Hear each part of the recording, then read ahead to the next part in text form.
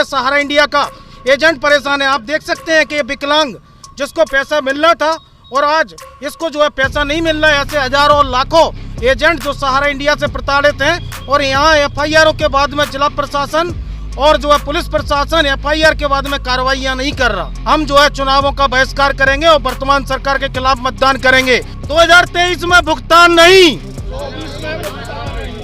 2023 में भुगतान नहीं।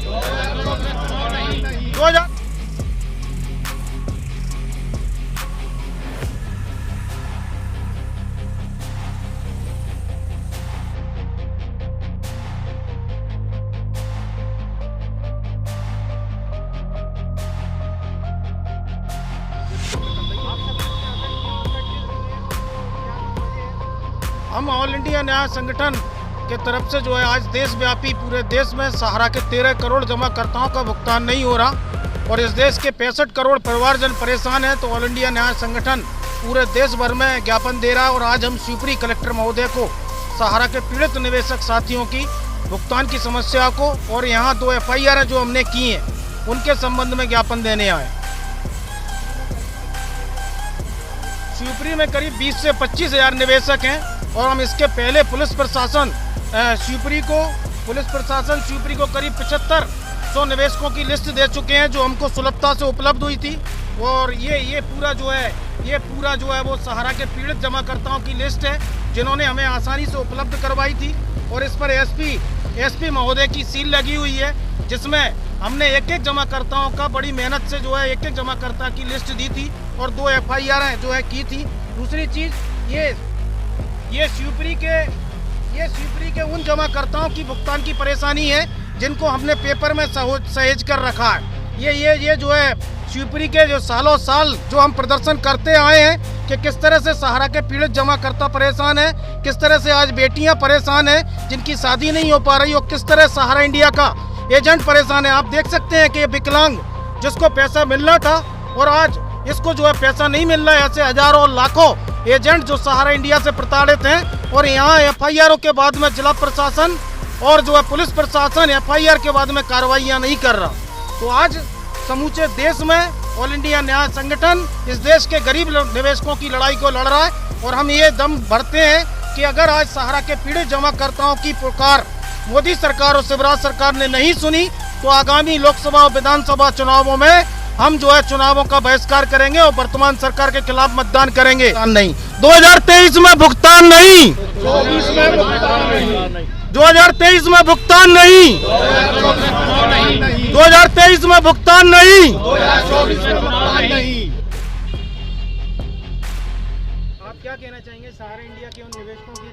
मैं ये भारत सरकार से मांग करना चाहूँगा कि ये सारी कंपनियां हैं सरकार के द्वारा रजिस्टर्ड हैं और सरकार इन पर प्रत्येक जमा पर 18% जीएसटी लेती है जो सरकार के खाते में जाती है। लेकिन जब भुगतान की बात आती है तो सरकार पूरा पल्ला कंपनियों के ऊपर झाड़ देती है, जबकि सरकार की भी पूरी जवाबदारी बनती है कि निवेशकों का जो भारत के नागरिक हैं, भारत के मतदाता हैं, जो सरकार को बनाने में पूरी महत्वपूर्ण भूमिका अदा करते हैं और जिन बेचारे निवेशकों का परिवार की अपनी गाड़ी पूंजी को उसमें लगाते हैं, उनका भुगतान नहीं हो रहा है। तो सरकार को इस पर ध्यान देना चाहिए और निवेशकों की जमा पूंजी को वापस कंपनियों से दिलवाना चाहिए। सहारा इंडिया का एक डायरेक्टर करुणेश अवस्थी इस समय मुरैना में गिरफ्तार है और हम लोगों ने भी कार्रवाई की थी, हम लोगों ने न्यूज़ कवर की थी, उसको शिवपुरी बुलाया गया, परंतु अभी तक उसका कोई एक्शन नहीं हुआ है। जिस पर आप क्या कहना चाहेंगे? इसके लिए हम आज कलेक्टर साहब से बात करेंगे और एसपी साहब से मिलकर के बात करेंगे तो उसको शिवपुरी में बुलाया जाए और उसको यहाँ पर भी उस पर केस रजिस्टर्ड हो और सारे जमाकर्ताओं का पैसा वापस मिलना ही चाहिए।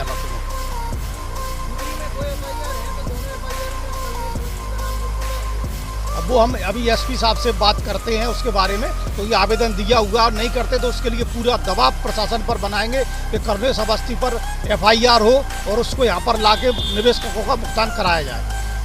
पैसा सहारा में शिवपुरी में फंसा है। हम कई बार शासन प्रशासन एसपी महोदय को जो है ज्ञापन दे चुके हैं। ये एसपी महोदय की लिस्ट है जिसमें 7,500 निवेशकों की लिस्ट हमने 21/1/2021 में सौंपी थी और ये 7,500 निवेशकों की लिस्ट है जिसमें सहारा के लोगों का करीब शिवपुरी में 250 करोड़ रुपए फंसा है। दूसरी चीज़ ये उस ज्ञापनों की लिस्ट है जो हमने शासन प्रशासन को दिए पुलिस अधीक्षक महोदय 24/5/2022 में, ये हमारी जो FIR हैं इन पे हमने जो है करवाई है। और पुलिस प्रशासन भी ये कह रहा है कितने लोगों की FIR नहीं होंगी। जो FIR में मैनेजर था उसकी जो है जमानत खारिज करवाई है ये आपकी। उसके बाद में ये पुलिस अधीक्षक को जो है ज्ञापन दिया गया था, आपके कलेक्टर साहब को ये मानव अधिकार आयोग में ज्ञापन दिया है। इसमें ये कोतवाली महोदय को जो है ये पुलिस अधीक्षक को जो है ज्ञापन दिया गया है। और इसके बाद में ये भी पुलिस अधीक्षक को, और हमने ये मुख्यमंत्री के नाम भी जो है ज्ञापन दिया है। और आपके कलेक्टर साहब को भी जो है ज्ञापन दिया है, ये भी पुलिस अधीक्षक का महोदय का है। हमने सांसद महोदय को ज्ञापन दिया है जो KP यादव है, ये SDOP साहब को ज्ञापन दिया है, ये गुना के सांसद महोदय हैं उनको ज्ञापन दिया है। और हर अनुवादी अधिकारी SDM महोदय को ज्ञापन दिया है, ये कलेक्टर साहब को ज्ञापन दिया है। और शिवपुरी में करीब 25,000 निवेशकों के लिए पुलिस अधीक्षक का। और मैं आपको बता दूं कि 25,000 लोगों का करीब 250 करोड़ रुपए फंसा है।